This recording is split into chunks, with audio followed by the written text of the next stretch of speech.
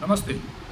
मी रमेश मुकात ग्रामोदय विचार माध्यमातून आज शिवसेना उद्धव गटाचे सचिन आहेर यांनी शिवसेना शिंदे गटात प्रवेश करून विधान परिषदेचे उपसभापतीपद मिळवलं आणि सर्वांना एक आश्चर्याचा धक्का दिलेला आहे.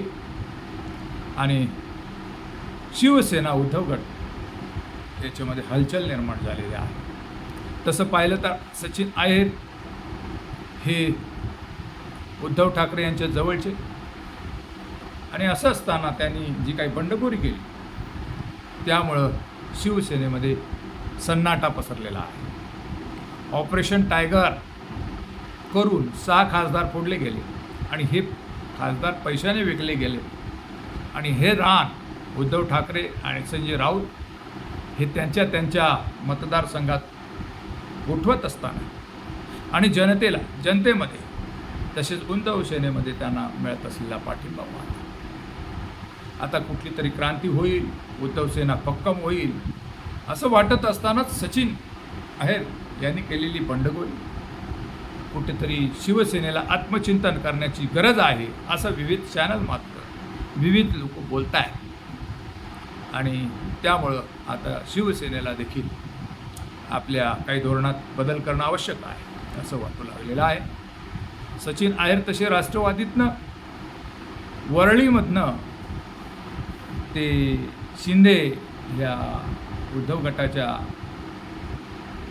आमदाराकडनं हारलेले, परंतु आदित्य ठाकरे यांना त्या ठिकाणी विधानसभेची सीट लढवायची असल्याने सचिन आहेर यांना विधान परिषदेत घेऊन त्यांना संघटनेची विविध पदं दिली. आणि असं असताना ते फुटून निघाले. या संदर्भात उद्धव ठाकरे यांचं असं म्हणणं आहे की हे ऑपरेशन देवेंद्र फडणवीस आहे आणि शहा आणि मोदी यांना देशाची घटना बदलायची आहे आणि 363 हा जो आकडा आहे हा त्यांना गोळा करायचा आहे, म्हणून अशा प्रकारे फूटतूट केली जात आहे.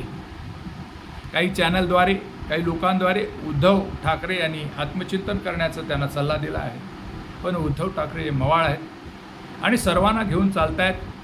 कोरोना काळात ज्या पद्धतीनं त्यांनी मुख्यमंत्रीपद सांभाळलं, आजारी असताना जी काही संघटन चालवलं त्यामुळं त्यांनी आपलं प्रामाणिकपणा दाखवून दिलेला आहे. असं जरी असलं तरी ते कणखर मुख्यमंत्री होऊ शकले नाही. त्यामुळं त्यांच्या विरोधात जे काही बंड झालं आणि त्या बंडामागे त्यांना काहीच कल्पना दिली गेली नाही, किंवा गृह खातं जे राष्ट्रवादीकडं आहे त्यांनी योग्य तो सल्ला त्यांना दिला नाही असे चित्र आहे. आणि उद्धव ठाकरे यांची शिवसेना तोडायची हिंदुत्वाची जी काही भूमिका त्यांच्याकडे आहे आणि भारतीय जनता पार्टीला हे पक्क ठाऊक आहे की जोपर्यंत उद्धव सेना संपत नाही, शिवसेना ठाकरे ब्रँड जो हिंदुत्वाचा आहे फुटत नाही, तोपर्यंत भारतीय जनता पार्टीला आपल्या मतांची टक्केवारी वाढवता येत नाही. शिवसेना उद्धव गटाकडे जवळजवळ 13% मतं आहेत आणि भारतीय जनता पार्टीकडे 23 आहे.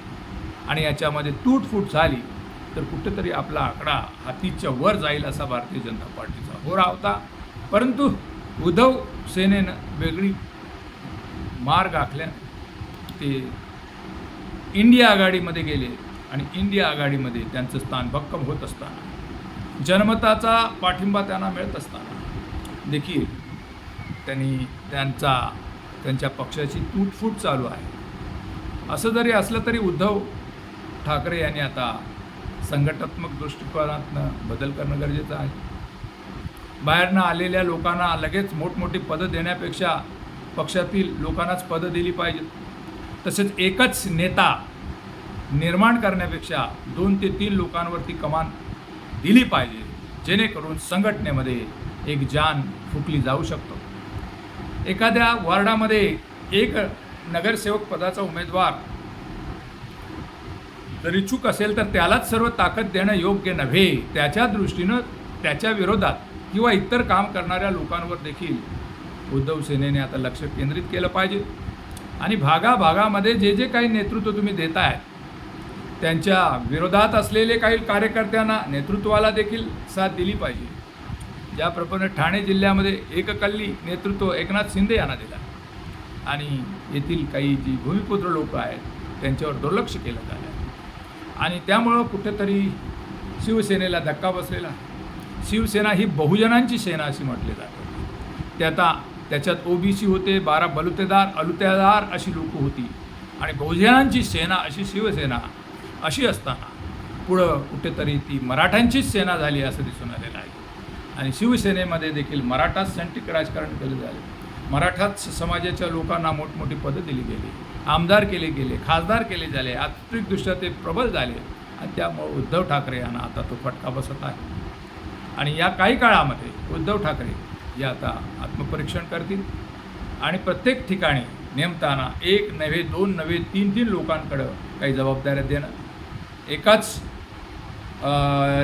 नेतृत्वाकडं सर्व अधिकार न देता इतर लोकांना देखील आपल्या साथ ठेवणं हे गरजेचं आहे. आणि कुठे संघटनेमध्ये काय चाललं आहे याची इंतभूत खडानखडा माहिती त्यांनी घ्यावी आणि चांगल्यात चांगले कार्यकर्ते यांना तिकीटं द्यावी आणि संघटना पुनर्बांधणी करावी अशी अपेक्षा या माध्यमातून आहे. या संदर्भात आपलं म्हणणं काय कमेंट्स करा आणि माझा व्हिडिओ जर आवडला तर लाईक करा, सबस्क्राईब करा आणि फॉरवर्ड करा. जय हिंद, जय महाराष्ट्र, जय भारत.